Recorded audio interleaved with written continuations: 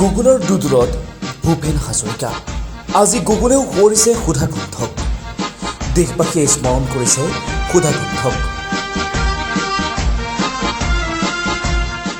পুৱতি নিশা ঠিক 12 বজাৰ লগে লগে সকলোৰে হাতে হাতে থকা স্মাৰ্টফোনটোত প্ৰত্যক্ষ কৰিছে এখন বিশেষ ছবি। সততে সকলো বিষয়ৰ তথ্য বিচাৰি আমি খুচৰি ফুৰা গুগলত আজি অসমীয়া গোন্ধ এটা বিয়পি পৰিছে। গুগলৰ দুদলত ভূপেন হাজৰিকা। শুভেচ্ছা জনাইছে সুধাকুণ্ঠগৰাকীলৈ। ছবিখনে আটাইতকৈ বেছি আনন্দিত কৰিছে অসমবাসীক। নহ'বই বা কিয়, অসমৰ জাতীয় জীৱনৰ সাহসগৰাকীক আজি বিশ্বই দেখিছে। আজি স্মৰণ কৰিছে সকলোৱে। অসমী আইৰ বুকুত উপজাৰ ৯৬টা বৰ্ষ গৰকিলে হিয়াৰ আমঠু ডক্টৰ ভূপেন হাজৰিকাই।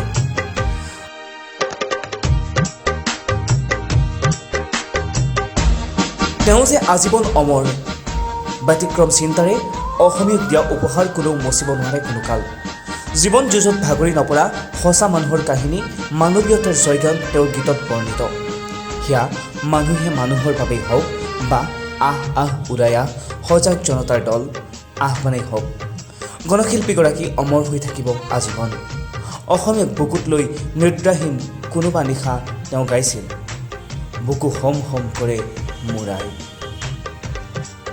নিউজ ডেস্ক, এনি ফাইবাৰ।